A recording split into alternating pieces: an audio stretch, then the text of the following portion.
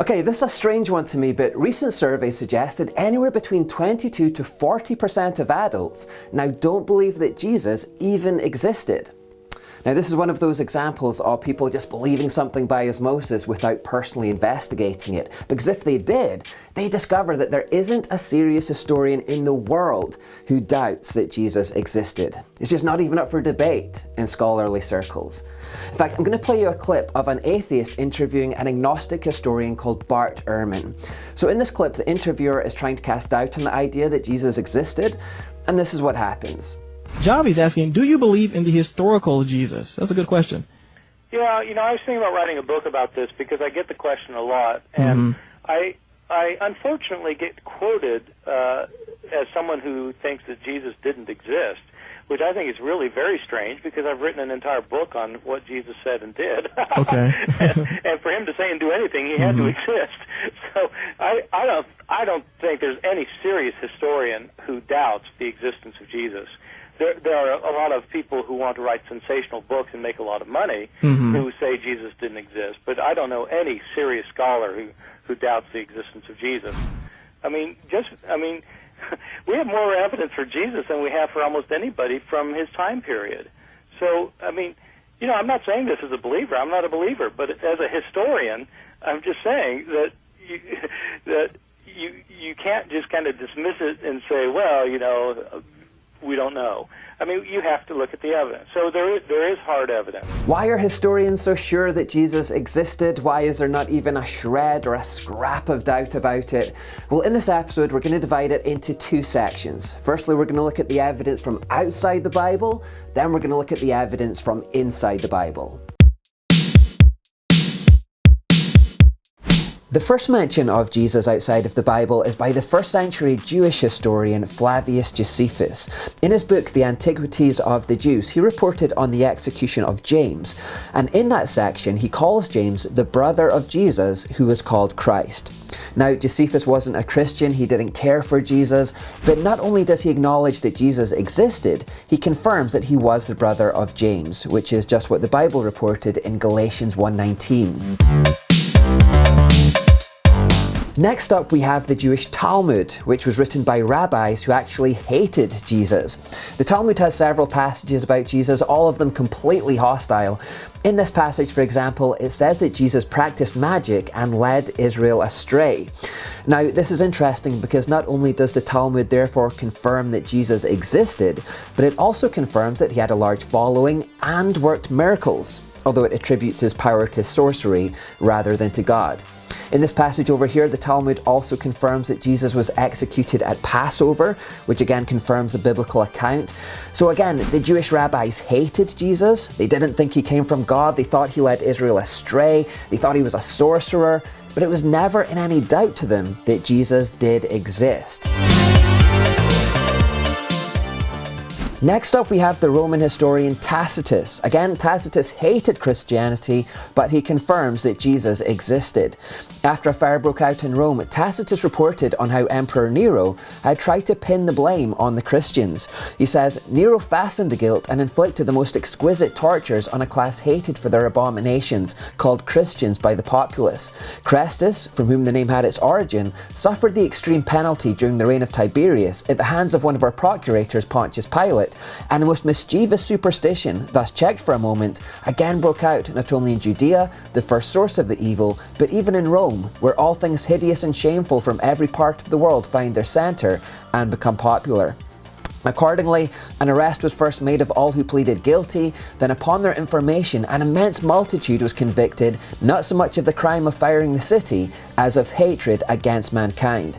As you can tell from that passage, Tacitus hated Christianity, hated Christians, thought they were the scum of the earth. But he not only confirms that Jesus existed, he also confirms that Jesus was killed by Pontius Pilate during the reign of Tiberius, and that his followers were persecuted and killed too. These are things reported in the Bible. The next mention of Jesus comes from a 1st century Syrian philosopher called Marabar Serafian. I love that name. Marabar Serafian writes to his son about how philosophers are always persecuted for their ideas. He says, "What benefit did the Athenians obtain by putting Socrates to death? Famine and plague came upon them as judgment for their crime. Or the people of Samos for burning Pythagoras. In one moment their country was covered with sand. Or the Jews by murdering their wise king. After that their kingdom was abolished. God rightly avenged these men. The wise king lived on in the teachings he enacted. Marabar Serafian therefore not only confirms that Jesus existed, but he confirms that he was a wise and influential man who died for his beliefs. He confirms the Jewish leadership was somehow responsible for his death, and he confirms that Jesus' teachings lived on in his followers. These are all things described in the Bible. Next up we have the writings of Pliny the Younger, who was a Roman governor in Asia Minor. He wrote to the Emperor Trajan reporting on his dealings with the Christians. He says that, "I interrogated these as to whether they were Christians. Those who confessed I interrogated a second and a third time, threatening them with punishment. Those who persisted I ordered executed, for I had no doubt that whatever the nature of their creed, stubbornness and inflexible obstinacy surely deserved to be punished.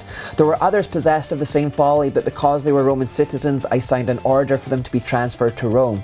They asserted, however, that the sum and substance of their fault or error had been that they were accustomed to meet on a fixed day before dawn and sing responsively a hymn to Christ as to a God, and to bind themselves by oath, not to some crime, but not to commit fraud, theft or adultery, not to falsify their trust, nor to refuse to return a trust when called upon to do so. When this was over, it was their custom to depart and to assemble again to partake of food, but ordinary and innocent food." So Pliny the Younger not only confirms that Jesus existed, but that Christians were worshipping Jesus as God right from the very beginning. It also confirms the persecution and behaviour of the church as described in the book of Acts. All of this stuff is reported in the Bible. Next up we have the Roman historian Suetonius, who also confirms that Jesus existed. He writes about how Claudius expelled Christians from Rome because of his influence. He writes, "Because the Jews at Rome caused constant disturbances at the instigation of Chrestus, he, that is Claudius, expelled them from the city." So this passage not only confirms that Jesus existed, but it also confirms that he was called Christ and was causing his followers to live radically different lives. These are things reported in the Bible. And then finally, let's talk about Lucian of Samosata. Lucian was a Greek satirist, and he said this: "The Christians, worship a man to this day, the distinguished personage who introduced their novel rites and was crucified on that account. You see, these misguided creatures start with the general conviction that they are immortal for all time, which explains the contempt of death and voluntary self-devotion which are so common among them. And then it was impressed on them by their original lawgiver that they are all brothers from the moment they are converted, and deny the gods of Greece, and worship the crucified sage, and live after his laws. All this they take quite on faith, with the result that they despise all worldly goods alike, regarding them merely as common property."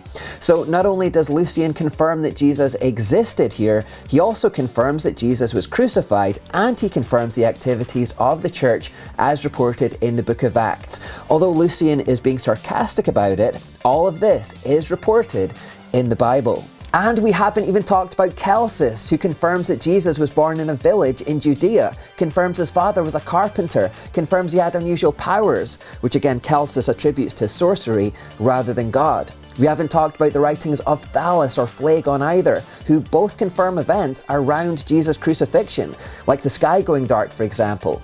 So when you put all of these accounts together, and remember, none of these people are Christians. Most of them are actually hostile to Christianity. They don't like Jesus, they don't like Christians, and yet they all acknowledge that Jesus did exist. And what they've also done in their writings, of course, is unwittingly confirm many of the things reported about Jesus in the Bible. I mean, if all the information that we had about Jesus just came from these secular sources, even if we didn't have the Bible, we would still know a good bit about Jesus' character and what he did. We know where he was born, where he lived, that he performed miracles, that he was crucified, when he was crucified, that he was worshipped as God from the very start, and we would know some of what he taught through the example of the early church. All this we would know just from the secular accounts.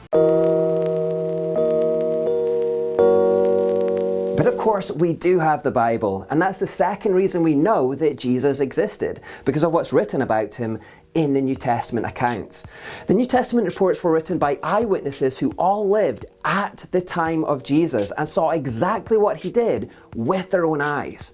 Luke introduces his account by saying, "Many people have set out to write accounts about the events that have been fulfilled among us. They used the eyewitness reports circulating among us from the early disciples. Having carefully investigated everything from the beginning, I also have decided to write an accurate account for you, most honourable Theophilus, so you can be certain of the truth of everything that you were taught." Now, having eyewitness accounts is very important because it means we have a direct link to the people who were actually there. These people knew Jesus personally. They knew his family. They heard what he said. They saw what he did with their own eyes. That makes their account the most compelling and most important of all. Now, skeptics say, well, how do you know for sure that those eyewitnesses actually did write these accounts in the Bible? Maybe Luke didn't write that gospel. Maybe Paul didn't write those letters. How do we know for sure?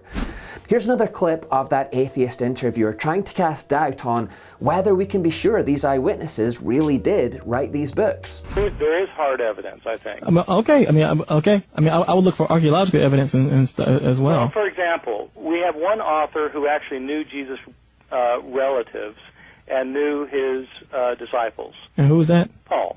How do we know that? Because we have Paul's letters. How do we know he didn't lie about it? Why would he lie about it? Well, there. See, the point. But there are people. There are people. But Paul says the cuff comments where he's not making a point, and see that's very important to historians.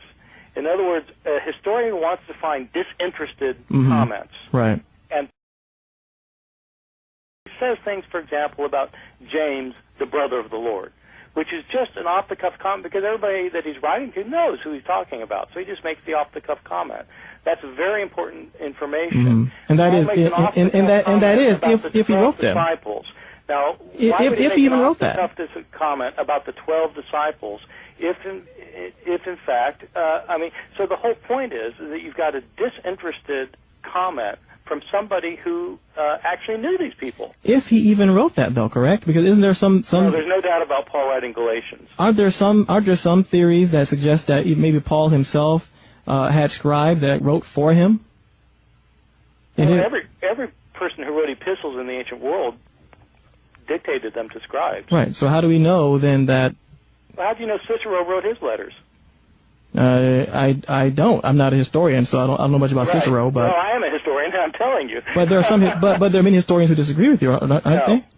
No, none that I've ever heard of. Oh, really? Well, not serious historians. Not serious historians. Listen, I know thousands of scholars of the ancient world, and I don't know any one of these scholars who doubts that Paul wrote Galatians.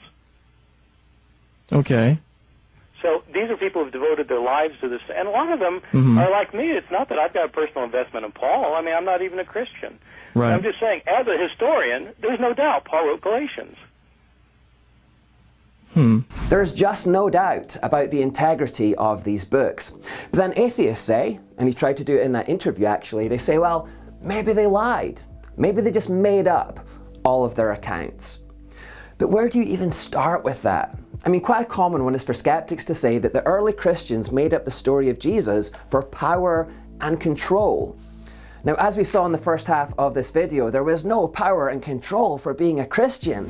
Go back and listen to Tacitus or Pliny the Younger again. There was no power or control. There was false accusation, there was persecution, there was torture, there was execution. That's what there was if you identified as being a Christian. They were treated like the scum of the earth, these people. They were sawn in half. They were fed to wild animals. They were stoned to death. They were chased out of their homes. The idea of going up to someone being sawn in half or stoned to death and saying, I can see right through all of this, you're just doing it for power and control, is just ludicrous. And here's another thing. Every one of the disciples, except for one, were killed because of these testimonies. You would think that if it was a lie, then at least one of them would crack under the torture and say, okay, this isn't worth it, guys. I'm not getting crucified or beheaded for something I know is a lie. But that's not what happened.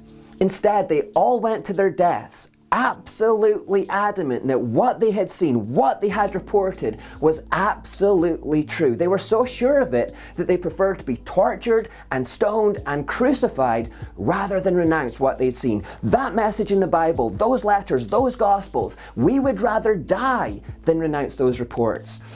So did Jesus exist? He 100% existed. All serious historians agree on this. Whether they be agnostic historians, atheist historians, there's just no doubt that Jesus existed. And the question I want to leave with you then is this. Now that you know that Jesus existed, and understanding that by all standards he's the most influential person that's ever walked the face of the earth. I mean, he's so influential that we even measure time by when Jesus walked the earth. So that being the case, wouldn't it be a really good idea to actually investigate this person for yourself? I mean, find out what he said, what he did that so changed the course of human history. If you want to do that, it's actually very easy. All you have to do is go pick up a Bible, find the book of Matthew, then read forwards from there. If you don't want to buy a Bible, you can even read one for free by going to BibleGateway.com. I should say that there's a lot of versions on there, so if you're confused or are new to the Bible, then I recommend going to the NLT or the ESV version because they're very easy to read. And it just might be the most important thing that you ever do in your life.